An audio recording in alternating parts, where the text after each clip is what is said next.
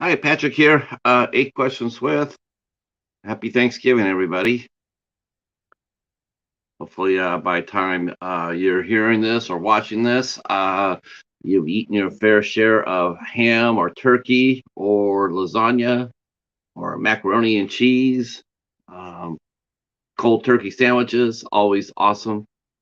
Um, but those who have come over here that aren't in a coma, greetings, greetings, greetings. Uh, uh, we were talking to our friend Kristin Welton today, um, which is awesome because I was trying to figure out what would be a perfect guest for the show tonight on Thanksgiving, and I said, I'm going to have to tap the Great White North, and so because the Canadians have already had their Thanksgiving, so so they would actually still be up and around on both feet, whereas Muslim Americans now they're in turkey comas. They're a lot of them are going to be comatose. Hi Joshua. Hey Jaden. Hey Kevin. Hey Michael. Well, you guys got here early. That's awesome. Thank you so much. Happy Thanksgiving to one and all.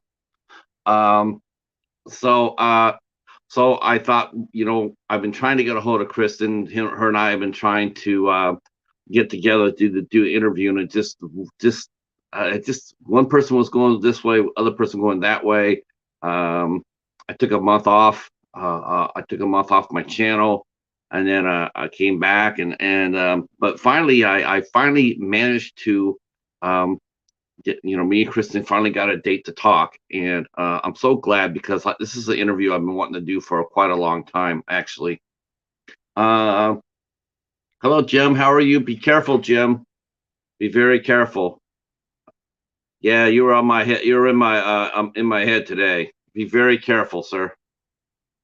Very sad what happened in Virginia. Hey, Anthony. How are you? How are you? Hi, Nanette. How are you? Happy Thanksgiving to you and Jimmy, and of course, Jack.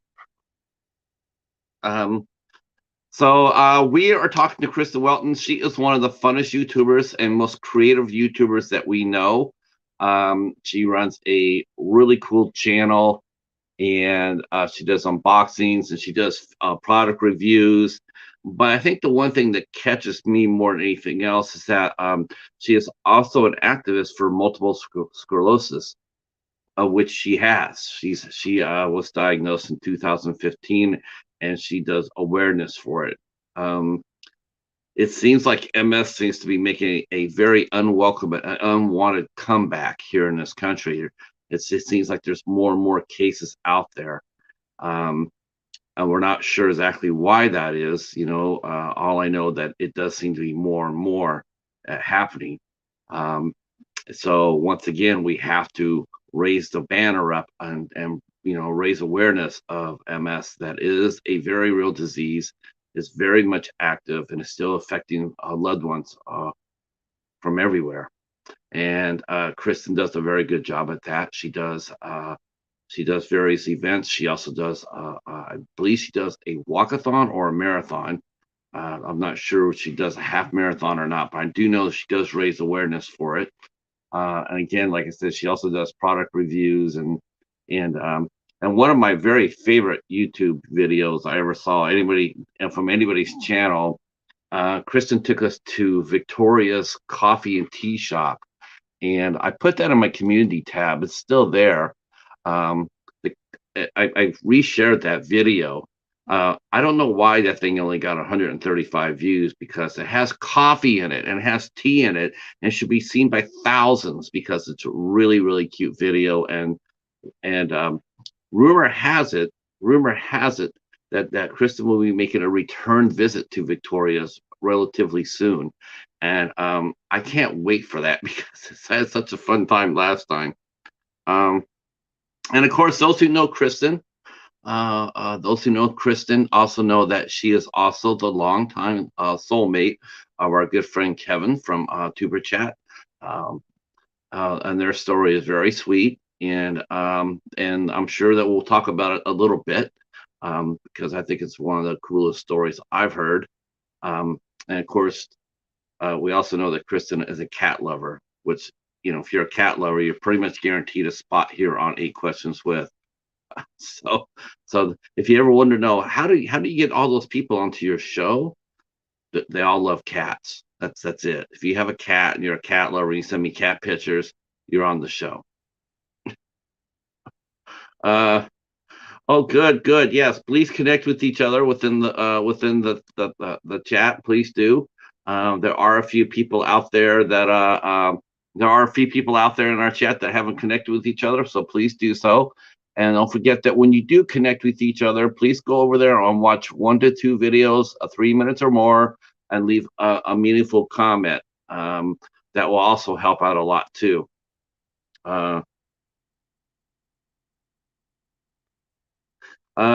See, Jane says, so I thought there was a guest for every special episode of Tuber Chat. Yeah, that's what I thought too, Jaden. I think there's going to be multiple guests. I think there's going to be various multiple guests. Like rumor has it that maybe Pete will be a special guest. I don't know. Scratch and Pete, special guest. Now that'd be some skills right there. I mean, Kevin's got skills, but if he's got ultra skills, if he can get Pete to come up on the for the 500 show, not put any pressure on our friend Pete, but I think there's gonna be I think there's a bounty to whoever gets Pete to pop up on their first live stream. Well, is gonna win some prizes. Hi, Michael. Hey, Echo. Happy Thanksgiving, Patrick. Those who can share us out, please do so. That'll be awesome. I will go ahead and I will break out the calendar while we wait for Kristin. Okay, so we are heading into our last week. We have some stuff to talk about. So it looks to be that I am we're doing We're doing 2 shows on Sunday. I will have to wait because our guest is here. So let's put our hands together. It's Nora. Hi, Nora. Let's put our hands together and welcome our friend Kristin Welton into 8 Questions With. Here we go.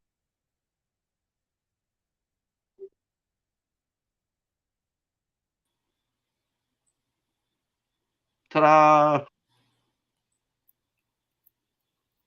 Okay. Let's see. Oh, hold on here.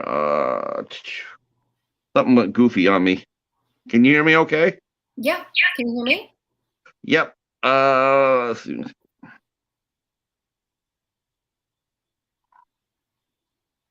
There we go. That's all it is. Ta-da! Quick fix. How are you feeling? Good. How are you doing? Good. What is that behind you? Oh my God. Is that what I think it is? Is that what I think it is? It is. Oh my gosh. Wow. That is amazing. That is amazing. And I like how you framed that with coffee. It's tea. Tea. Coffee, tea. Beautiful tree, by the way. Thank you. Now, have we already started putting presents underneath it? Yeah, there's 4 or 5 there right now. My gosh, you're way ahead of the game. You know, Black Friday is tomorrow, right? Now, do Canadians celebrate Black Friday like we do here in the States? Is that a thing? Do. It's not as crazy as the stories and videos that I've seen in the States. People aren't like fist fights or anything like that. It's, we're a very polite country for the most part. Yeah. But there's big Black Friday deals and stuff like that. We go crazy for it like everybody else. And yeah, it's a good time. Now, do you go out to shop on Black Friday? Or not do you you what? Not on your life. I don't like crowds. So I do all my shopping from home like a hermit. You know what? I'm not really a big crowd person either. So I feel you. I'm with you. I mean, if I can do shopping from home, I will definitely do that. Yeah, I went out the day before Thanksgiving and I was just amazed at how thick the traffic was because it wasn't like that last year. Last year, for some reason, it seemed a little less, but today Right. and yesterday, oh my Lord, it was crazy. And people weren't exactly like looking over their shoulder to make sure, before they merged in or anything. Um, Yeah. so, well, now who puts together the tree? Now, are you a solo person putting the tree up, or do you welcome help? Um, Putting the tree up is basically me, but Kira helped me this year. Kevin usually isn't here when we set up the Christmas tree because he's gone during the week, and I like to get it up and have everything nice for when he comes home, and he's surprised to have all of the decorations up, and it just looks nice for him. Do you think because good for guys, but do you think he plans that being away from the week like, hey, honey, I gotta step out for a week, and then knowing full well that you're gonna set up the tree and just make it fire, and then he comes back and he's just like, yeah. No, he works during the week out of town, so he has valid reasons, and I think he would like to help me put Mhm. stuff together. But in my downtime, I just like to do it that way. He doesn't have to worry about, and that way we can spend time together, not having to put up a Christmas tree. And I like when he comes home and sees that it's done and that he feels nice and homey. Uh, that's a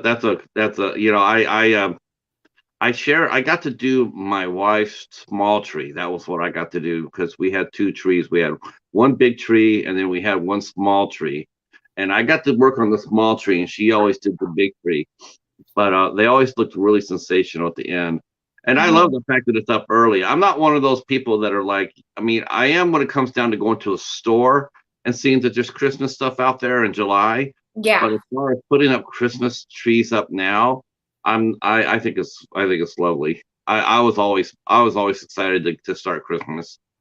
We always had our tree up by the 1st of November too, Oh, or really? first of December. Yeah, Yeah. yeah. When I was a kid, it was always December 1st, the tree went up. But here in Niagara Falls, we have a big parade. And so after the Christmas parade, that's when we put up the tree. And that's the tradition that I have with my daughters, that we put up the Christmas tree after the Santa Claus parade. But we also have Thanksgiving in October. Yeah. So for us, it's a bit different. So we wait until Christmas, or Thanksgiving is done in Canada, and then we wait until after Remembrance Day, or in Veterans Day in your case, and then the tree goes up because it's holiday season time. Yeah, that's really because you and we've been trying to get together for this interview for months, Hmm. and it was just life got in the way, and it was funny because I'm thinking, like, do I do a show on Thanksgiving Day or not? And I'm thinking about it and we're like, I'd like to do one, but I don't know any Americans that are going to really want to come up there on Thanksgiving. So I thought, this would be a perfect time to have Kristen come up. I mean, because you've already had your Thanksgiving, and Hmm. I saw you post something about that. Happy Thanksgiving to my friends and my family, and I'm going like, that would make a perfect spot. So I'm really grateful and thankful that you have the time enough to come up here and sit in and talk with us for a little bit. Um, Absolutely. Thank you for having me. uh, I also told folks too that you took us out on one of your out and abouts, which is one of my very favorite since I've been on the YouTube, and you took us to Victoria's Coffee and Tea. I Hmm. can't tell you how utterly charming that video was. I reshared it out. I think I've done it like twice now, and I'll do it more times Thank you. because it's one of my favorite videos I've seen any YouTuber put out. Oh, And wow. it's on my community tab right now. So anybody in the chat that wants to go check it out, it's there. Or you can go to Kristen's channel, which is Kristin Welton, and check it out and leave comments. Leave lots of comments because it has coffee and tea in it. Hmm. Don't, is it a fair assessment to say that coffee and tea are life? Yes. Yes. In fact, I had a medical thing that I had to deal with, and I found out I had something on my skin. And I was worried about it, and it turned out to be everything like is okay. But my dermatologist told me I have vascular rosacea, which means like these veins on my face are making like red spots and all sorts of stuff. So one of the things that I learned that I have to do, or it's recommended, is that I have to stay away from chocolate and I have to stay away from hot coffee and hot tea. And I looked at my dermatologist and I said, "What?" Yeah, ask me to stop breathing while you're at it. Yeah, it's just hold on there. I don't think that's going to happen anytime quite soon, but I have cut down. I do see a difference with it, but yeah, I can't give it up. Yeah, no way. That would be just, oh, that I think that would just be like, I want a second opinion. And where do you think it's licensed at? Do you have no idea what coffee means to me? Yeah. Can't I take Uh, a pill? Like, yeah. If I need a shot in my ass, I'll do it. Just, yeah. I just want coffee and tea available to me. Um, Mhm. so no, yeah, I mentioned too, during your channel, because you have a really fun channel. Oh, thank Um, you. really fun. And you do your unboxings and you do product reviews and you try out different products and that's such a really warm and inviting way. But let's go back. I mean, when you had started your channel, was that always the aim of your channel to be a channel like that, like a product channel or a review channel, unboxing, or has it just Yeah. evolved to where it is now? I think it's basically just evolved because I think one of the first videos I did, I think it was about my MS or something like that. I think it was, or it could have been unboxing tea, and my daughter and I were wearing dino heads, which we still love doing and stuff like that. But I don't think I had any idea when I started my channel exactly what it was going to be. And I don't think I expected how much fun I would have and how much of a passion it would become. It's actually become quite a hobby. It is time consuming, but I really do love it. And I love that it's something that Kevin and I can share because he was on it first. And I started YouTube just so that we'd have something else to talk about because we're very different. I don't know if anybody knows that, but we're very, very different. We complement each other perfectly. But, I just wanted something when he's talking about YouTube. And I remember he was on Vern's Junk Closet for a while, and I would listen in, and her channel was so exciting, and he would have it like fairly loud, and it was just very energizing. And I felt, well, I want to know what this is about, so I started YouTube, and here we are. Um, I'm gonna say hi to people in the chat that are coming in. The chat is rolling by, so I need to catch up. Thank you, Katie, and happy Thanksgiving. Hello. Let's see, GR Biology Foundation and Entertainment. That's a channel name. Greetings, glad to see you here. Um, yeah, I know you mentioned you and Kevin are different, but we'll come back to that. But I'm going to go back to the beginning because that's what we all should do is go back to the beginning. But where were you born and raised at? Where were you born and raised at? So I was born in Brampton, which is it's actually a fairly large city now, just north of Toronto. But my parents lived in Shelburne, which is was a very small town, just about an hour and a half, 2 hours north of Toronto. And I lived there until I was 19, and that was in 1995. So do the math. And in 1995, I moved to Niagara. How do you like living in Niagara? It's definitely home. This is a town that is very, very near and dear to my heart.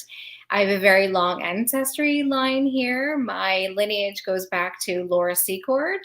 I don't know if anybody has heard of Laura Secord. She was the Canadian woman who traveled up through the gorge to warn the British that the American troops were invading. So she let the general know about these plots that were happening. They already knew about it, but they were very thankful that she did that. And I've had family born here since from then until my grandmother, and then my grandmother moved away, had children in Toronto, and then I was born, and then my daughter was the first uh, line to return to Niagara Falls. So it was very nice. Yeah, Niagara Falls, especially on the Canadian side, Mm. is it's a lot of fun. It's beautiful. I've had the honor of visiting there and Niagara on the lake as well, and it's beautiful country. Canada is a beautiful country. It is. I'm, I have to admit, I look up at Canada and I'm jealous because you guys have, I mean, your future is so wide open because your small population, all that Yes. pristine land, all that, and of course, of course, you got your noisy trailer park trailer guys down here in the south causing a ruckus, um, and we're sorry about that. But we used to have a land like Canada. So it used to be full of forests and wildlife and pristine, clean water. But you know, um, I mean, as far as Canada goes, I mean, what are some of your favorite parts about, when people say I'm a Canadian? What are some of the things you're proud of when you say that? Oh gosh, I'm proud of our Great Lakes. I'm proud of our land. I'm proud of a lot of the people that live here. We have amazing people. We have Ryan Reynolds. Like what how much better can you do than that, right? But we have such a great community that I find in Canada where we really gather together and help each other out. We're pretty polite for the most part, and it's just a really great country to live in. We are very lucky to be a free country when there's so much strife in the world, especially with everything that's going on in Russia and Europe and stuff. So, um, yeah, we just have like a really fantastic country. We have great clothes. I love our hats and our parkas, and living in an igloo. 9 months a year. You need that kind of stuff. Our good friend and fellow Canadian has come in, Maple Cook, and he says he's probably living in the least racist place on earth. It Yes. sounds like an exaggeration, but it's not. Not in his area anyway. I have to agree with that. I have to agree with that. We spent a couple of weeks in Toronto, and I can't tell you how completely United Nations that Canada was. Never saw not one time or heard a negative word about any other race out there. It is something that stays with you. Um, why do you think that is? Where did you go right where we went wrong? Well, I think we are basically such a great melting pot, especially Toronto. When you go there, there's so much diversity there. We have a fair amount of diversity in Niagara Falls as well, but all across Canada, like even think of BC, there's so much diversity there. And, there's so much history here too. We don't have as much history here, I believe, like Europe does. We don't have like the great ruins, we don't have the Colosseums, we don't have anything like that. But we have such great history with, our indigenous population. We have so much going on here with our towns and our cities, with welcoming in so many new people into our country. And we're able to learn about different cultures and foods and everything else like that. Like, my daughter and I were fairly adventurous with our foods, and Maple Cook is actually a friend of mine who has this amazing video about making crocodile gyozas. And my lord, it looks delicious. I don't know if I tried crocodile, but I love Japanese food and I love Indian food. And, we have all that here. And we have in Niagara Falls, we have so many different kinds of restaurants that offer different kinds of food. Food is my happy place. And I love that. And I love the diversity that we have with that. And everybody is so open to it as well. And the racism definitely isn't as strong or as apparent as it is in other countries. And that's a really great thing that we have in Canada going for us. Um, I didn't know that you two knew each other. I met Maple Cook about 3 or 4 months ago. He just has a great channel, and Yes. yeah, that's great to see. It's great to see great tubers connect. That's for sure. Um, uh, Now you said food's your happy place. Now that's Mhm. something that when you go back as a little girl, was that something like you and your mother and your grandmother did? Did you cook as a family? Kind of, but it really was my dad and I that did a lot of cooking together. My mom and I did a lot of baking, and my mom was a fantastic cook as well. And I believe I probably learned from her like the fundamentals, but I love food so much that I love cooking. So when I see something on a show or if I go to a restaurant, I'm like, that was yummy. I bet I can make this at home. And I just try that and I do that and I learn. And I learn from people like Maple Cook when he does his cooking as well. Yeah, I you know what I was getting into cooking toward a few a few years back. I was getting into it, and it does seem a little fun, doesn't it? I mean, I remember cooking baking with my mother when she was younger. When I was much younger, and we go in there and we bake donuts. We make donuts, homemade donuts, or we bake Mhm. pastries, or yeah. There's something it's something especially when the weather's cold. It's just Yes. something thing that you really comforting about going Mhm. inside there and baking with a parent. Um, I could definitely see that, and I can definitely see the love of that, and see why food is a happy place for a lot of people. Um, Now, now, I know you mentioned how you don't really like crowds too much. Has that always been with you, or has this just happened as you've gotten older? Uh, was there an incident that happened where you made like shy of crowds?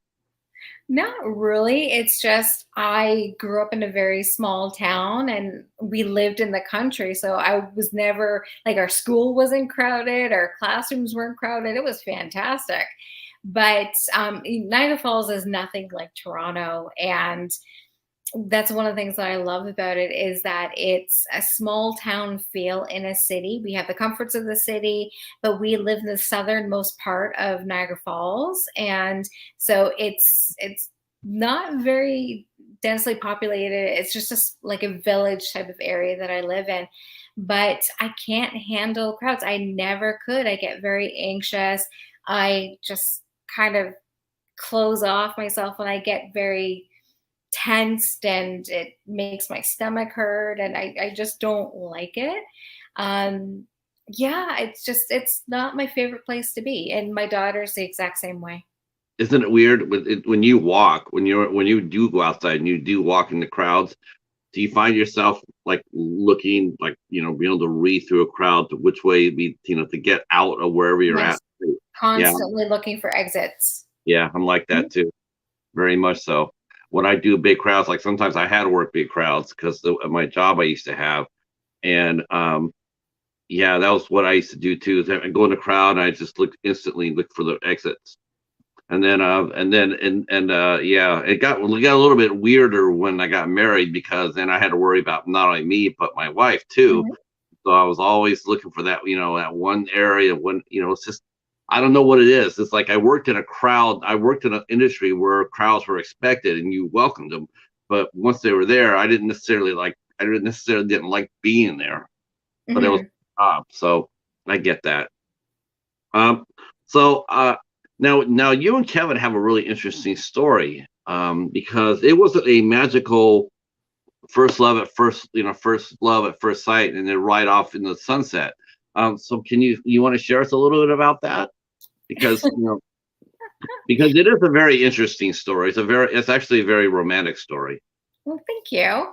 I wish Kevin was here to tell it. He does a much better job of telling it. But basically, I was 18 and my friend and I snuck into a club, and Kevin was there. We were with the DJs and stuff like that. And Kevin was there and he wasn't working. So he was hanging out with my friend and I, and we just started dating. He was my first love. And then I turned 19 and we broke up. we were young and we were just young and dumb. And we gave it a few tries, but it just didn't work out. And then 20 years later, he stalked me on Facebook. He what? And He what? yeah, he stalked me on Facebook. And then he said, "Can I take you out for coffee?" And I was like, "Okay." But plans kept falling through. And I think he was at the point where he wasn't believing whether or not, like, I was lying about my excuses for not meeting up. And Yeah. then my last, like, excuse was I had this bladder infection, and it turned, like, really, really bad, and I ended up being diagnosed with MS. And he was like, "Really?" I was like, "Yes, I can't meet with you yet." But we ended up meeting about a month after I was diagnosed, and we've been together ever since. Well, I'm just a little bit perplexed at how did you resist the fact that he offered the coffee? Well, actually, I it's would funny because on the day that we were supposed to meet, I was running late because I was working and I was having client appointments and stuff like that. I was just running late. And so then he sent me a text saying, "Can I trick you into having dinner with me?" And so, oh, yeah, so we went out for dinner and he hated it because he was so mad at the server because he kept interrupting us and Kevin just wanted him to go away. mhm. But see, you guys are so polite, so he was, like, saying, "Could you please go away just for a few minutes," you know? We're here in America, it would've been like, "Yo, dude, when I need you, we'll call you. I got you on my cell." Um, yeah, that's so sweet. That is so sweet. I mean, and it's cool though because you knew that when you first met, it's like your first love. But sometimes it doesn't always work out the first time through, right? Yeah. I think we Um, were just destined to meet. Like we had to meet and we were destined for that, but we weren't destined for that time. We right. were supposed to have other relationships because he has a son and I have a daughter, and they were just meant to be, but we just weren't meant to be at that time. Yeah, it's so cool how you guys found each other. Mhm. Well, I mean, the stalking part, we'll have to talk about that. That will me and Ken will have to talk about that. I like to hear, like what? It Um, was the most positive, kind, loving, friendly, no, funny but time. honestly, who here, and all honestly, who here hasn't really done that? Right? In social media. Who hasn't looked up an old flame or an old schoolmate or whatever and saying, "Hi." I mean, I know I've looked up several old coworkers or old friends. And then sometimes I wish I hadn't, quite honestly. Sometimes it's like, yeah, that's not the same person I remember. Um, so that and that rolled into your diagnosis with multiple sclerosis. Mhm. Um, and you're a very much a very active advocate and activist for bringing awareness to it. Um, it seems to be on the rise again, doesn't it? Yeah, especially hearing about Christina Applegate being diagnosed. I, I, it's just something. It's just one of those diseases that Yeah. you think that vaccinations and the treatments they have for it, and and everything else, you think that it's one of those ones like polio or something like that, where it's just like back in the olden days, you used to have MS, or you used to have polio or smallpox, or chicken pox or whatever pox, but it was something that was in the past that modern medicine had put and we can manage this. We can some cases we can stop it. Mhm. Um, but it seems like more and more that a lot of those diseases are slipping through, and we're starting to see more and more of them pop up. And, I think the only reason why we actually get an idea about that is because when someone famous does get sick, Mhm. it does like, oh, really? That's still around? I had no idea, but it has been. It's insidious that way. Yeah. Um, h- Now, what were you shocked when they told you that? Were you sitting there going like, "What?" Yeah. So I ended up having a bladder infection, and um, I was given antibiotics, and a couple days later, like my legs were shaking really badly, and I noticed some funny things happening. Like I couldn't control a grocery cart. It just kept feeling like it was slipping away from me. Mm. And so I went to my doctor, and I was like, I think these pills are bad or something like this. There's something wrong. And he's like, no, I don't think it's the pills, but we should do some testing on it. And he said that I should go for an MRI. I'm like, okay, why? And he's like, just to rule out a couple things. And I was like, what are we ruling out? And he said, Kristin, I know what you do, and I'm not going to tell you because you're just going to go home and Dr. Google it, and you're going to get yourself worked up about it. So it's only just to rule stuff out. And I said, okay, well, that's fine. But what are we ruling out? And he's like, oh, I just want to rule out MS. I'm like, MS? He's like, yeah, like I just want to rule it out. I'm like, okay, if it's for ruling out, let's do it. So a couple weeks later, things were getting worse, and I noticed that whenever I stood up, everything felt weird. I was losing my balance. I couldn't walk in a straight line, and I was getting like I couldn't go grocery shopping by myself because I couldn't push the cart. I had to hold on to the side of it with either my mom or my daughter pushing it. And I went back to the doctor and said, like, this is weird. Like when I'm sitting down, it's fine, but it goes belly up when I stand up. And this was a different doctor because my doctor's office has several doctors within it. And he just looks at me and he does my reflexes and you're fine. You're No, fine. yeah, you're fine. I'm like, no, there's something wrong with me. And he said, there's nothing neurologically wrong with you. You're fine. I said, no, I can't walk. He said, you can walk, but you just don't want to. So And you must have met some of the doctors Lori went to. He must have went to the same school. Oh yeah, isn't that something else? Isn't that yeah, something else? yeah. So basically, he gaslighted me and making me feel like everything that I was feeling was that it was in my imagination, that it wasn't really happening. And I left, cried in my car because I couldn't, like, I just felt like I was crazy. And then the next week I started falling and I fell down my stairs twice. So I went back to my doctor, and thank God, like that one doctor wasn't there. He and I don't get along even to this day. Oh God, Um, I don't blame you. yeah. So there was another doctor there who she was amazing. And she said, why are you not in the hospital? You have an ataxic gait. She's like, you can't even step on your tiptoes. Like she did like a full examination. And I said, hold on a second. You guys record your sessions, right? The appointments? She said, yes. And I said, look back on that one and tell me about how he said that everything I was imagining and there was nothing neurologically wrong with me. So she's like, okay, so here's the thing. You need to get to the hospital. Here's a letter. She wrote it out. Give it to them in emergency ward. And that's it. So I went to the emergency ward. They did a CAT scan. And the emergency doctor came up and said, yeah, I'm like 80 to 90% positive that you have MS. What the hell? How do I have MS? And he's like, it's something that happens primarily with women in northern countries like Canada, northern US and stuff like that.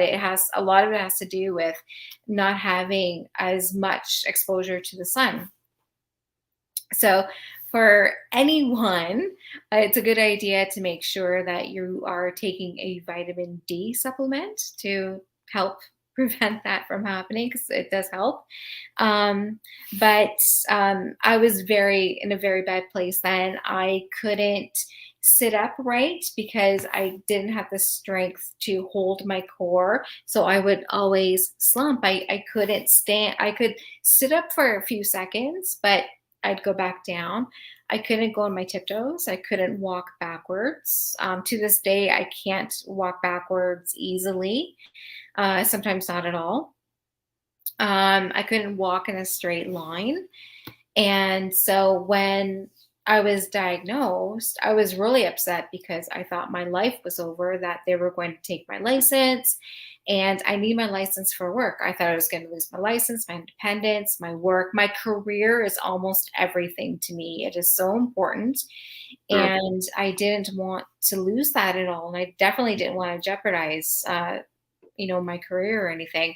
So Without it was telling, hard, but my neurologist just laughed and said, "No, I'm not taking your license. When you're sitting, you're fine." But they pumped me full of prednisone over 5 days, which turned me into an awful human being. But it helps. So it's great living. without going into specifics, just in generalities, what do you do? Are you is your job a physical job? It's not physical. So I'm an executive director for a nonprofit called Epilepsy Niagara.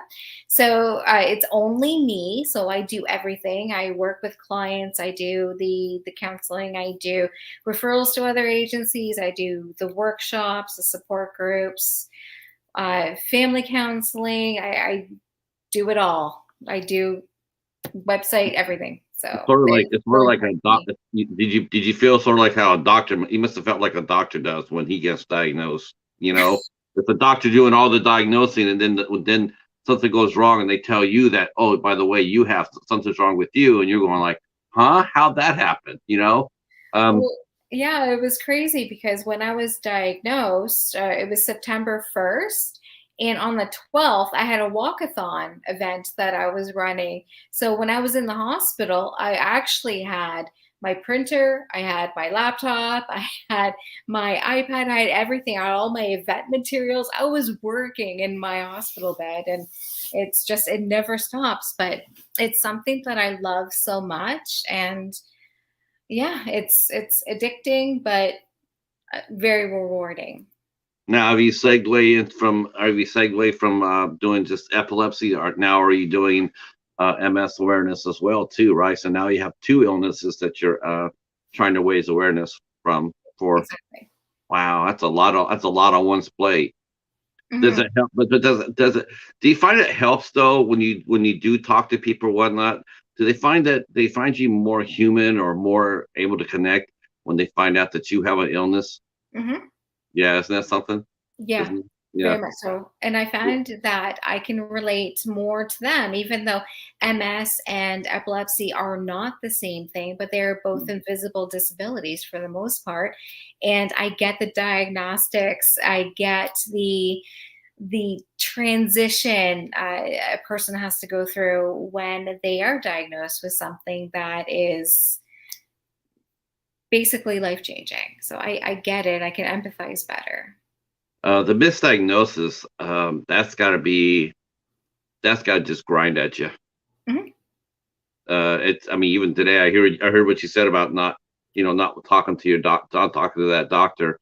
Mhm. I don't blame you. I'm scared for I'd be terrified to meet the doctors that I had to deal with when Lori got sick, Yeah. because I just, I'm a very pacifist person, but boy, it's just like, it really grinds on you. It haunts you. Um, Yes. yeah. Um, so what was it like? And thank you for sharing your story. I think it's important. That's why I'm asking. It doesn't define you for one thing. I want to make that crystal clear here. The MS does not define you Mhm. at all. It's just something you have. Obviously, everybody here can see that you're a bright and energetic and hardworking young lady. So, I just want you to know where I'm coming from with that. Um, Thank you. yeah, I don't, and here's another thing too. I don't feel sorry for you. No. Don't feel sorry. Never felt sorry. Never. Mhm. I never felt sorry for my wife. I never did. I would trade it in a heartbeat, Mhm.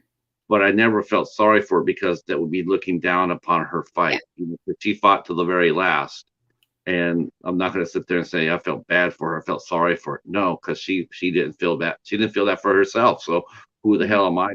So, but I really want to talk about this though because it is interesting to me. But a misdiagnosis now, has that happened? I mean, how's it like in a person in your position who meets with different patients?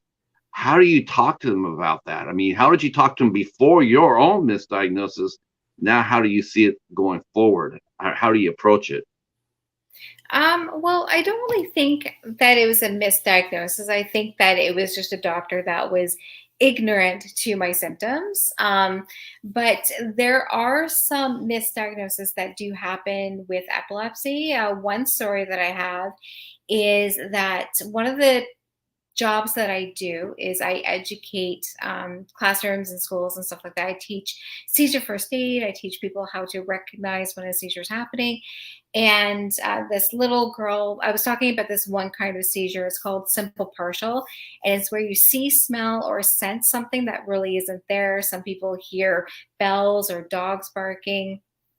Sometimes they feel sick to their stomach and they feel like they're going to throw up, but they don't.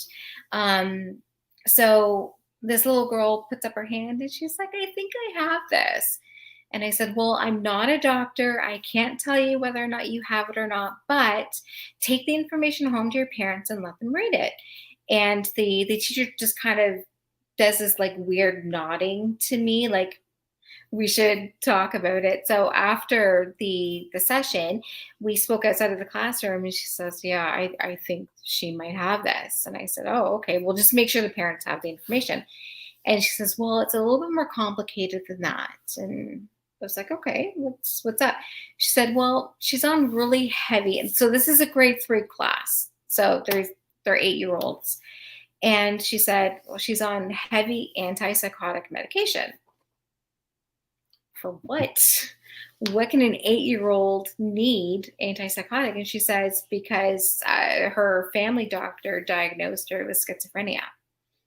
I nearly lost my temper in that moment because this poor little girl is taking antipsychotic medication, thinking that she is, like schizophrenic. And that is something that can't be diagnosed until someone is an adult. And Yeah, it can't be diagnosed by a family doctor. no. So right away, I'm like, I need to talk to the parents. I need to report this doctor to the College of Physicians and Surgeons. I'm like getting really antsy, but I can't overstep. I can't just jump at that without the vital information and the parents' consent. So I asked the teacher to make sure that the parents had my information. We talked, and thankfully, they were able to get a referral right away. At first, their family doctor was not going to refer them to a neurologist, which is illegal. It is absolutely illegal for a doctor to refuse a referral in Canada, unless it was crazy. Like if I said my toe hurts, so now I want to see an oncologist. No, they're not going to give me a referral for that. But for something for the symptoms that she had, she needed to see a neurologist. And yeah, as it turned out, I'm not happy to say that she has epilepsy, but I'm happy that she ended up being taken off the antipsychotic medication. Like she was like she couldn't function in school. It was crazy. So that made my job like amazing. It was a great feeling that I could be a help to those parents. But yeah, it's a horrible situation being misdiagnosed.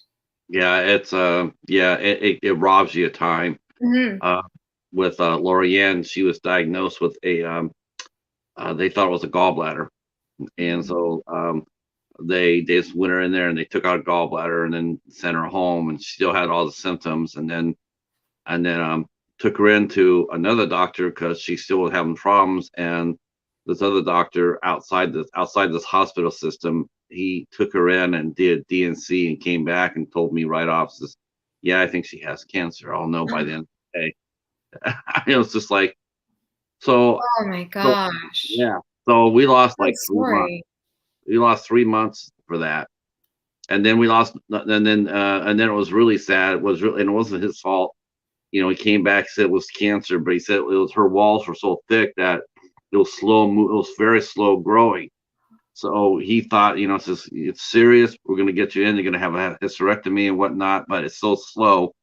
And he didn't know. And so instead of being seen like the next day, we wasted a month before before she was able to go in.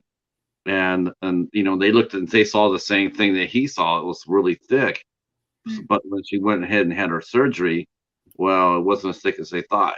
And so Oh, that ended up killing her. oh, So, I'm so so, sorry. yeah, so I'm very that's why people who do jobs like yours, to raise awareness and whatnot, that's why you guys are so critical, to helping people. It's what you do God's work, that's for sure. I mean, because you raise awareness, and because like I said, MS, it's one of those diseases you don't hear about it enough. Yeah, No one knows about it. No one knows enough about it. exactly. So now, what was it like telling your family? Now, that must have been a really interesting, because now, because you're going from an advocate, you're going from an activist to a patient. Mm, So it's a whole different perspective. It's like, yeah, I could go ahead and tell you what you have, but when you have something yourself and you got to tell it, it's a really different, isn't it? It's a whole different dynamic. Um, mm.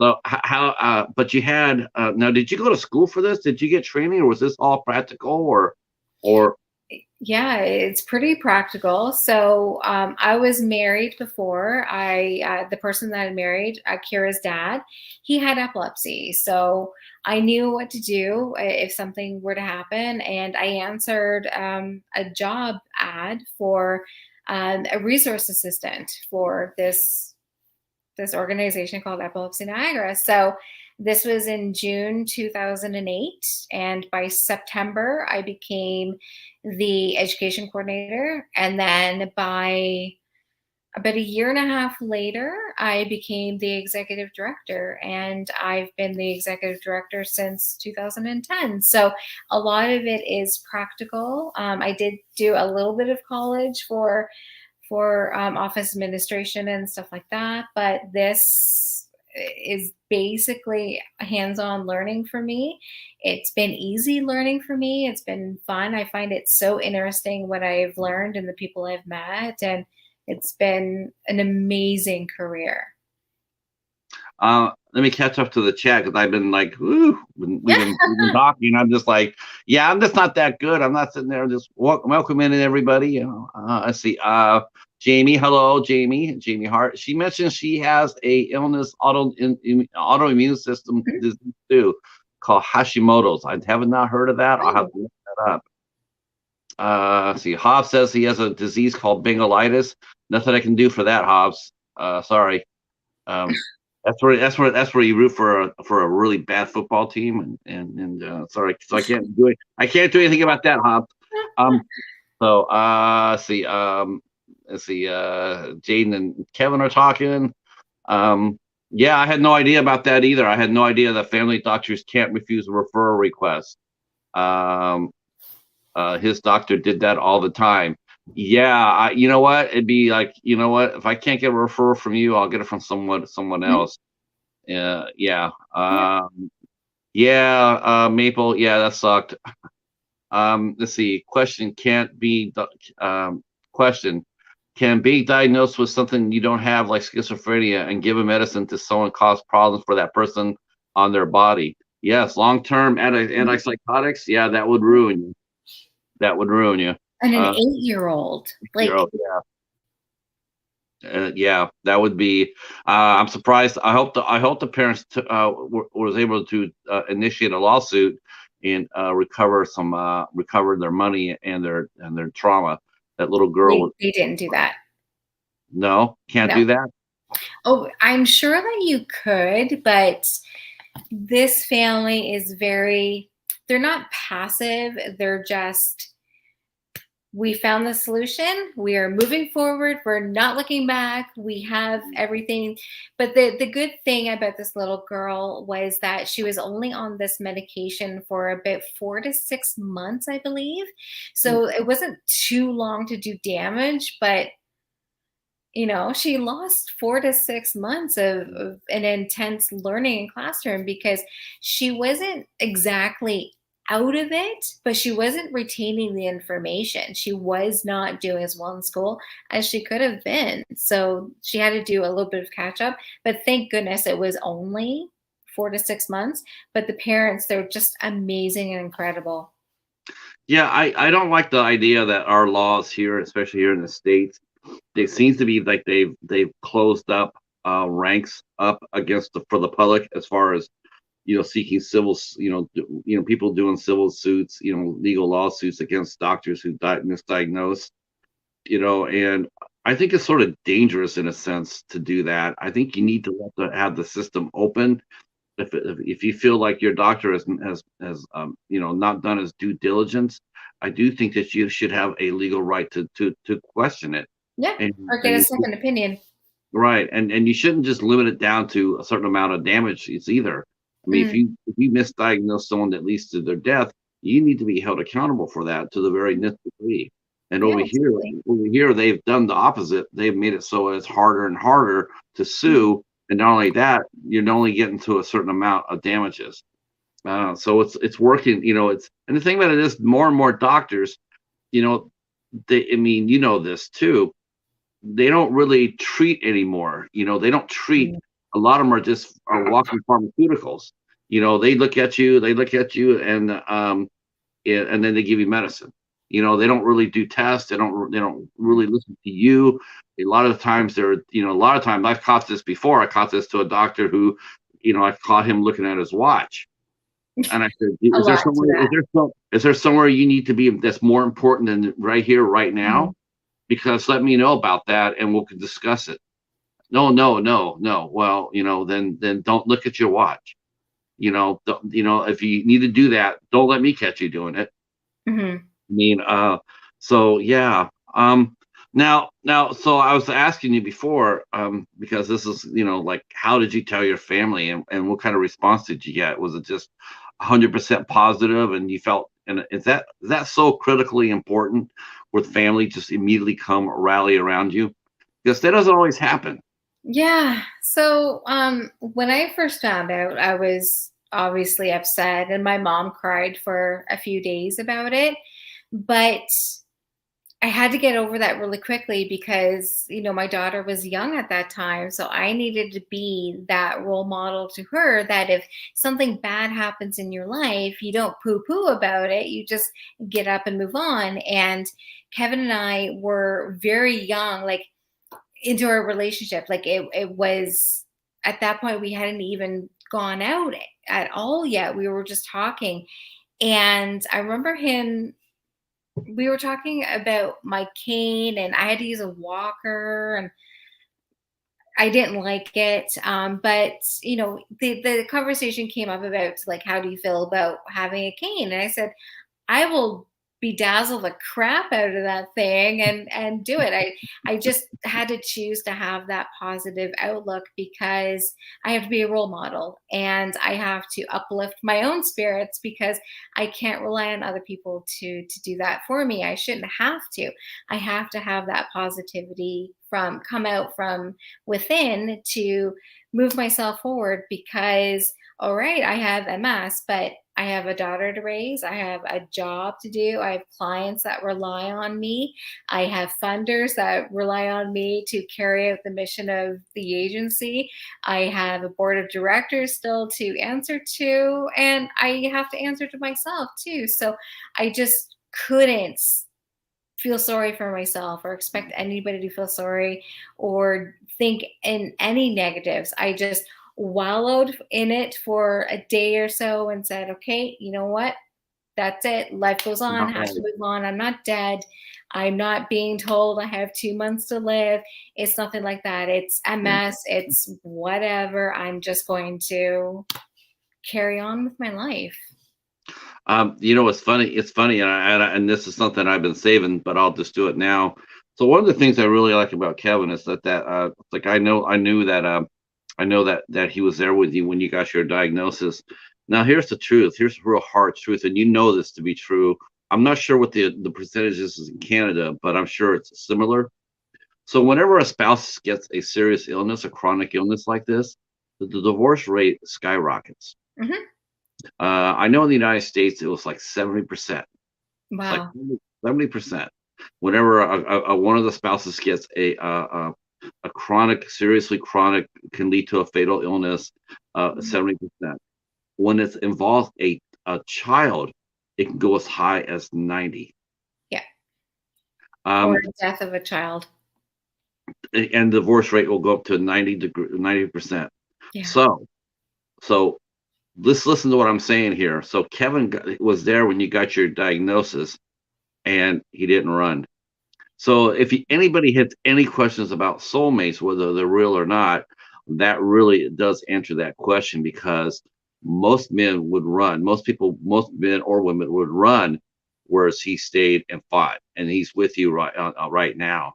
So that's one of the real reasons why I really love the man and respect him, because of that, because he didn't.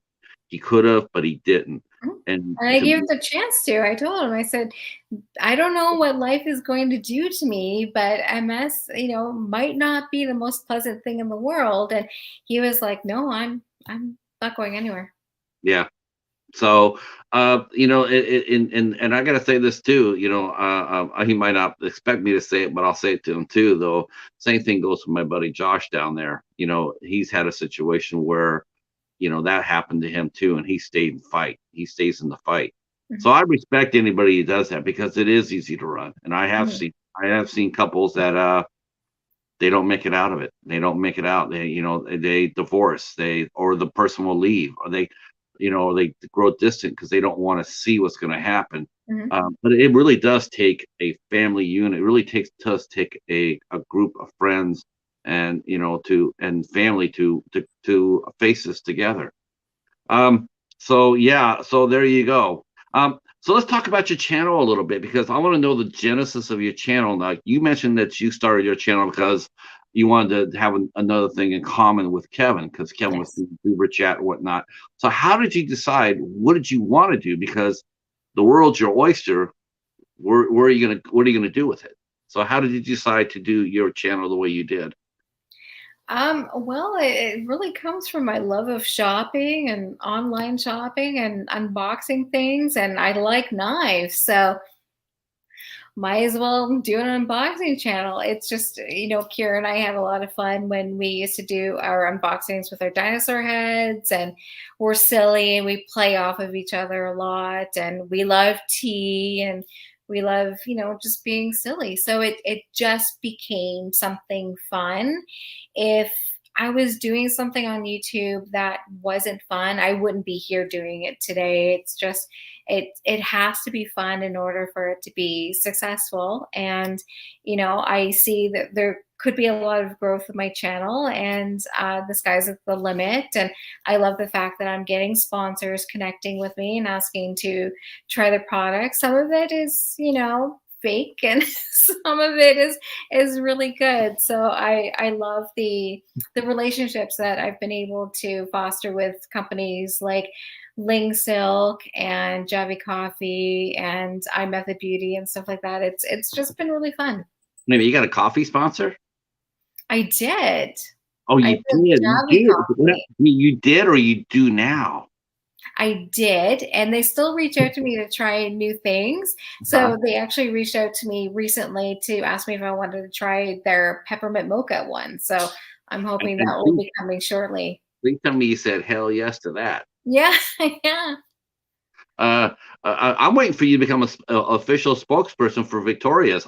I'm telling them right now on the record that Victoria's needs to have you as their sponsor. And you're going to go back to visit Victoria's, aren't you? Mhm. Yeah, Yeah. they have, the store decorated for Christmas. It's Mhm. just beautiful, and they have new blends coming out for tea and coffee that I'm really excited about. I was just there last week. My cousin was back in town. She lives in BC, and she was back in Ontario to visit all of us, and we all went to Niagara Lake, and of course, I had to stop in at Victoria Teas and Coffee Of to course, of get course, a coffee before, coming back to Niagara Falls, but of course. it's just so gorgeous. It's It is. probably one of my favorite stores in the You entire world. think? I don't know. I don't know. You have to watch the video to see if she's telling you the truth or not. I'm like, oh, she is.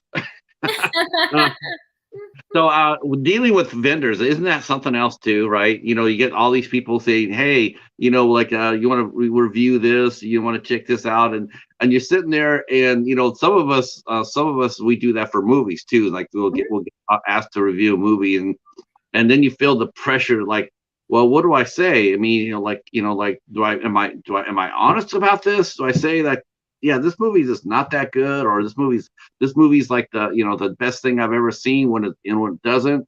um so what do you how have you ever had any sort of reaction from a vendor when you sit there and said, yeah, so this wasn't really good, I really didn't like it? Do you tell the vendor before you make your video, or do you make your video and then send it to the vendor and saying, I'm being honest here. This is what I'm doing. I could not review your product.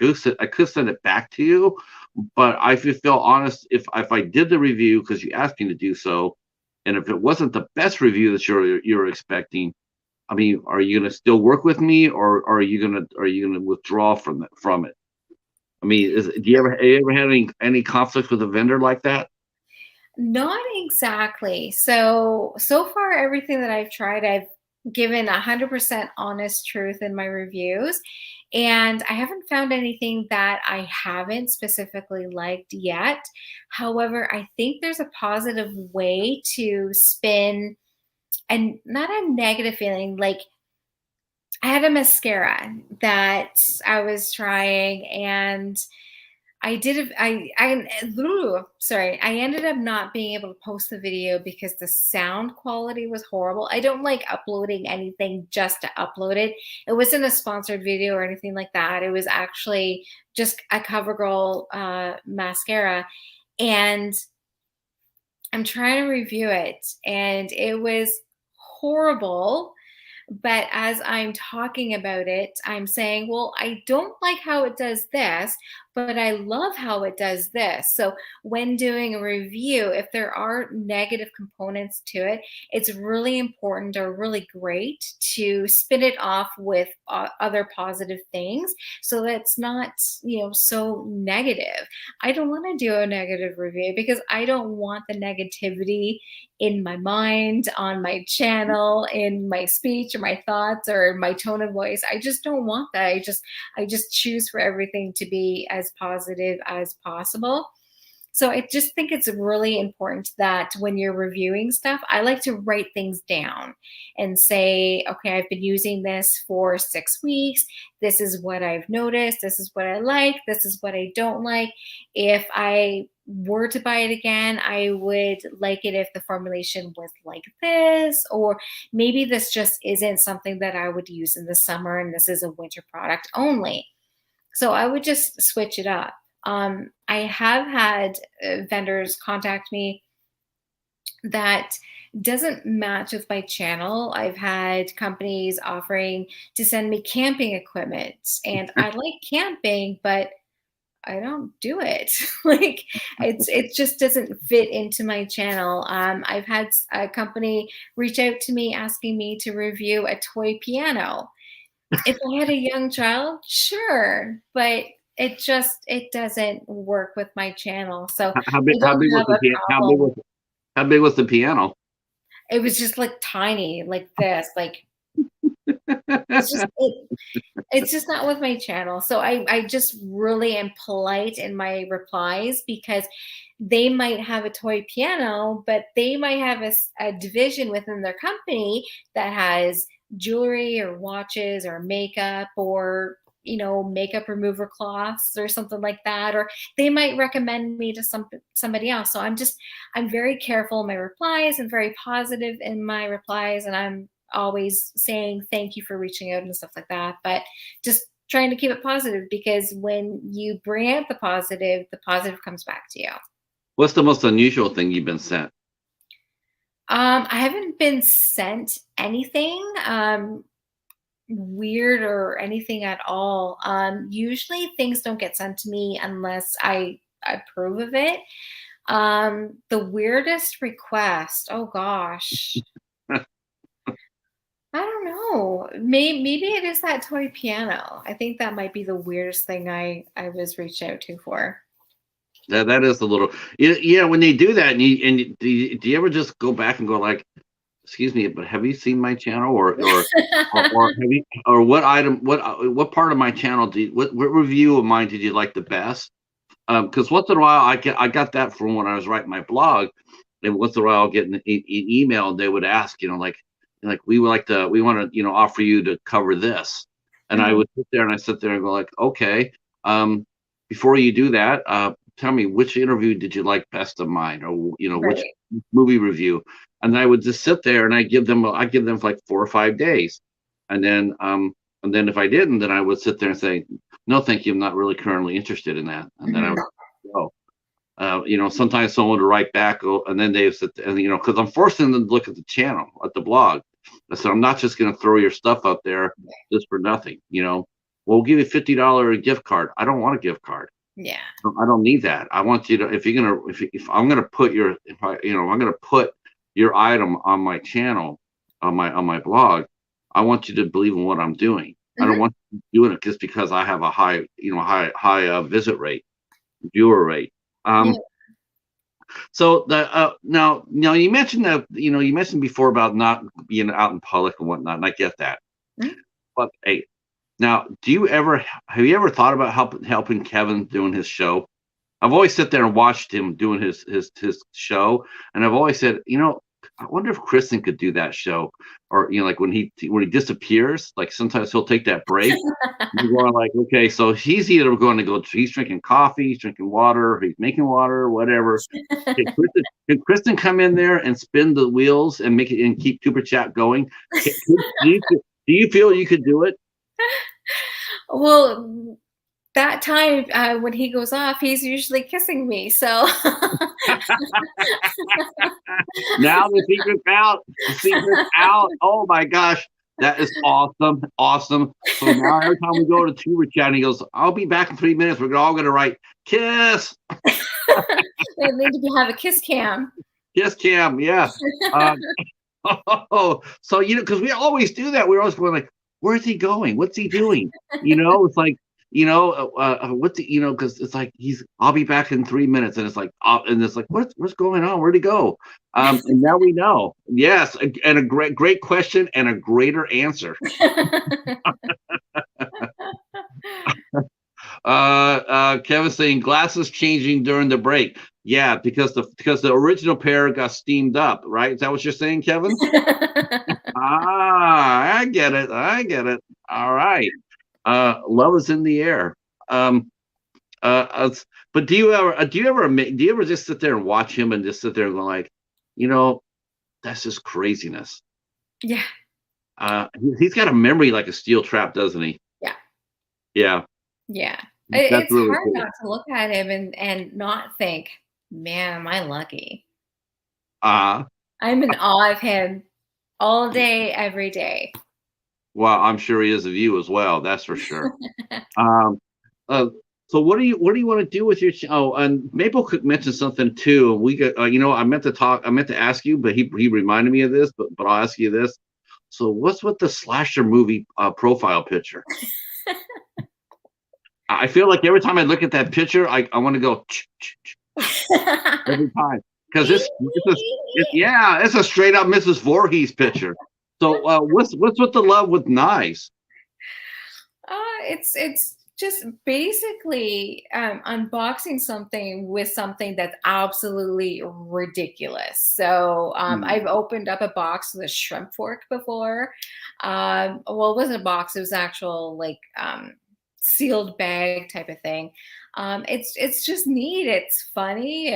I like the reaction that people have when they see it. It's just funny. It's become, I guess, my thing. So why not have a knife right there?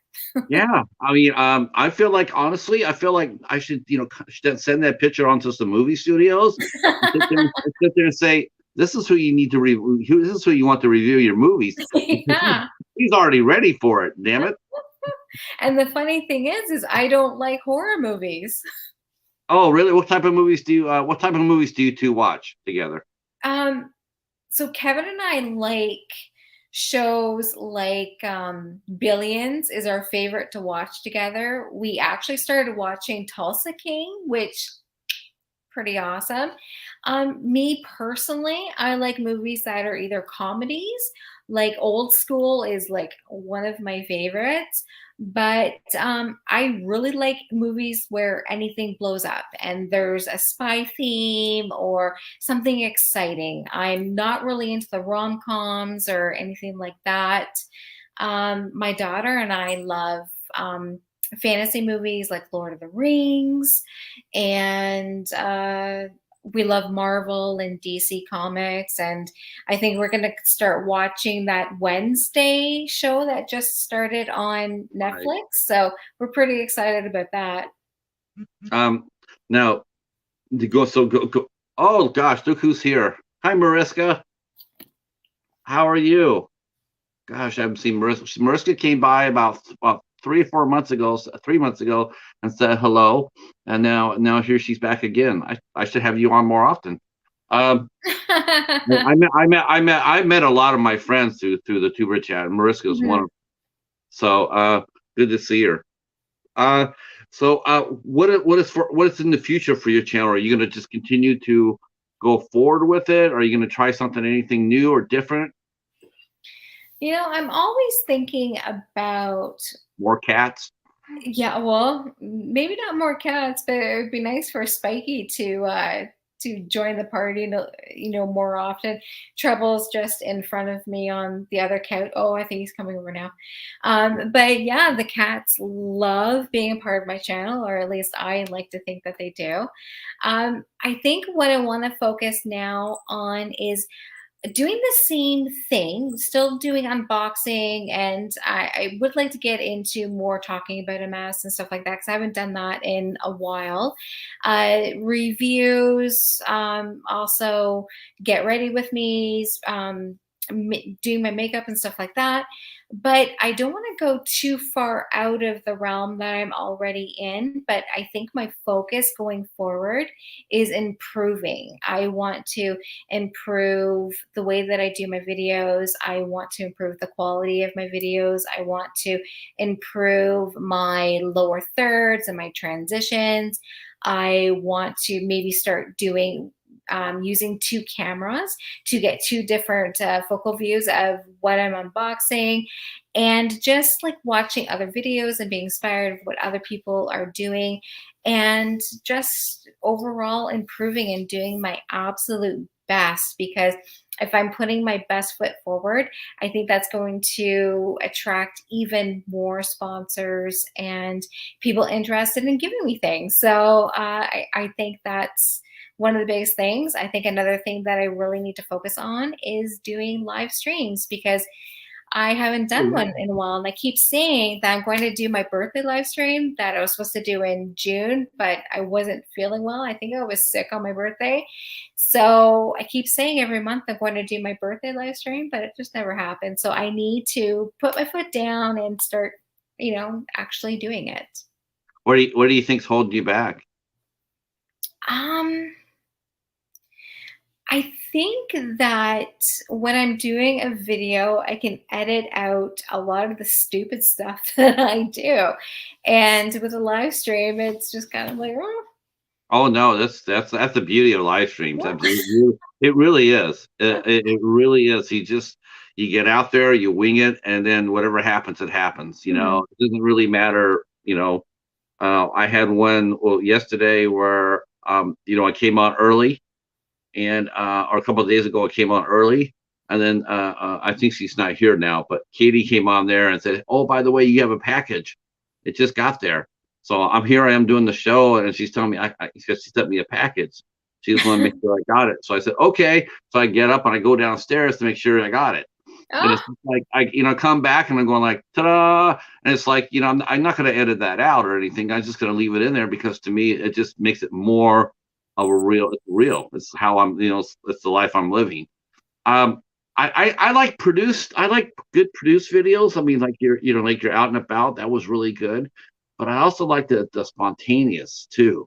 mhm. When you're just sitting there on a live stream and and let's say one of your cats jumps up there and he walks across your camera, don't edit that out. You got to keep that in because that's so much fun. Yeah. And what it does, it gives you personality. Because I've seen people edit their videos out to the point where they're just like robots. They're automons. Yeah. They're Autobots. Oh. I don't want to watch that. I don't want to watch people drink coffee and drink tea. That's what I want to see. I like having my bloopers in my videos, but sometimes there's only so much that I can put into my blooper reel that it's the same thing of me like stumbling over my words and stuff like that. And it's I do that all I the should time. just do more lives. I really should. But I just have a hard time finding the time. That's another thing too, because I work sometimes 12 hours a day. Right. So it's hard. I get that. Does anybody have any questions for our guest, Kristin? If you have any questions, please drop your questions down below, and we will rotate through. I'm sure there are some questions. Oh, see, look at that. See, now that's what I'm talking about. That's ratings gold right there. I keep on waiting for that to happen for Kevin during Tuber Chat. I keep on waiting for that for the cast to jump up there and be co-hosts. Let's see. Pat feels like he does better live than when he does tapings. Yeah, that's true. When I do tapings, I'm horrible. When I'm a lot better when I do live streams. I feel a lot more confident. Yep, everybody's saying one thing you could do is do a live stream with a co-host. I'm with that too. Maybe your daughter. Yeah, oh, she would love it. Yeah, that would be an awesome thing to do. Let's see. Let's see. Hobbs is sitting there going, I feel weird when I film anything, so I just film it all. Yep. Some people, yeah, it's different. It's yes, I know. That's why she's on the show today, Mariska, because she already had her Thanksgiving. Let's see, we got a question about how old is your cat? Oh gosh. We only asked the hard 7 or questions. 8, actually. We only asked the hard questions here. Yeah, I think he's 8. His birthday's on December 6th, and I think we rescued him 2016. Oh, so maybe he's like 6. That can't be right. Do your cats know Hobbs asking you a question. Is Kevin a romantic? Kristin, you seem natural for the camera. What type of bloopers would you be afraid of other than vendor bloopers? That I understand. You want the very best for your vendors. I get that. But I'm just talking about just like doing a regular video about like coffee or something like that. You could have a little bit of bloopers with that. It has personality to it. But I understand the part when you do a review, you do want to get it to look professional. So I get that. Let's see what else there. 8. Let's see. They got 9 lives at that age. Okay. Yeah, that might be true. The cheetah, he's 12 years old. He just celebrated his birthday. Oh, can you hear him? I do. Now, do your cats understand what Christmas is?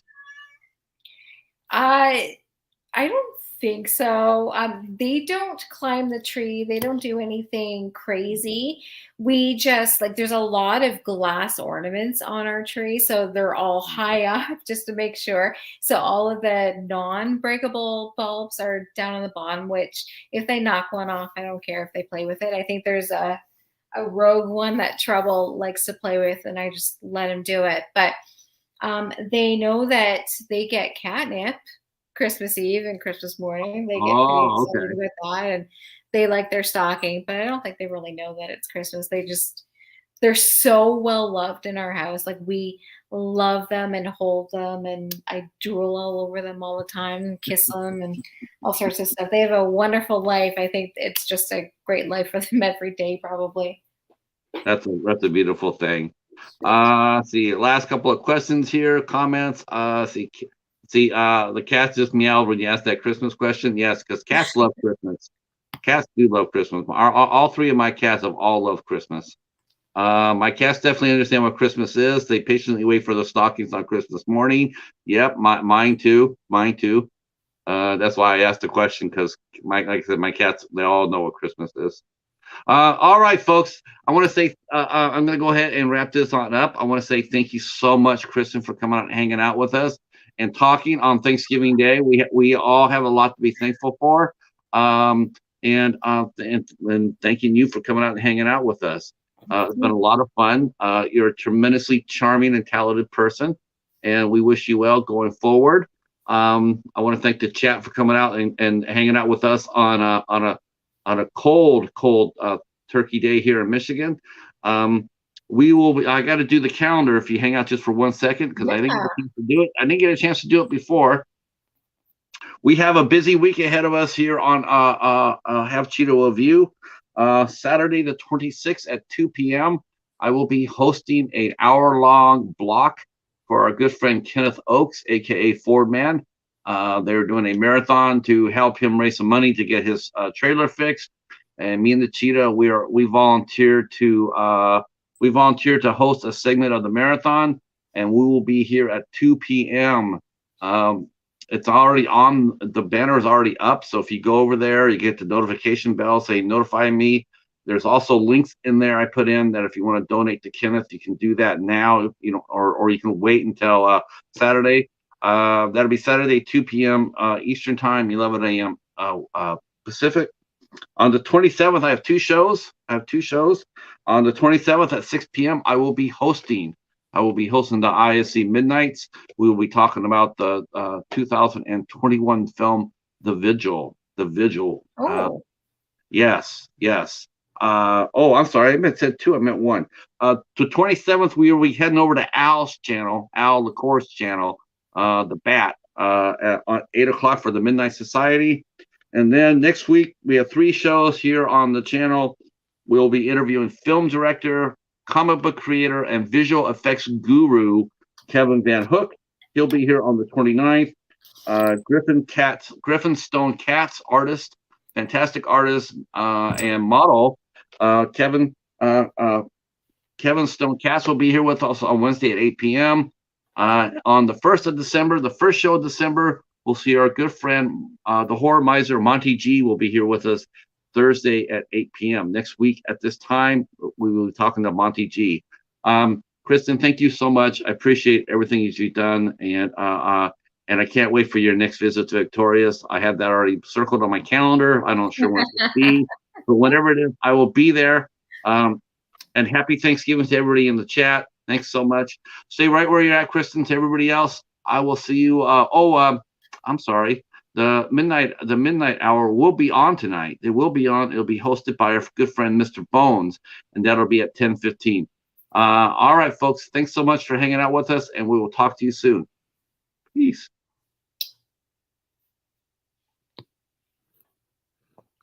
Oh, of course, you're gonna stick on me, right? Yep. Yeah, it's stuck on me. Hold on.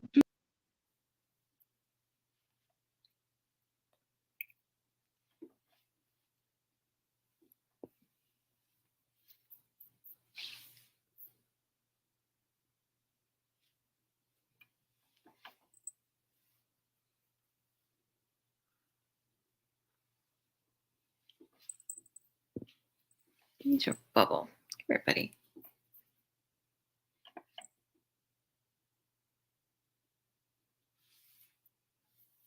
All right, I got stuck. Here we go.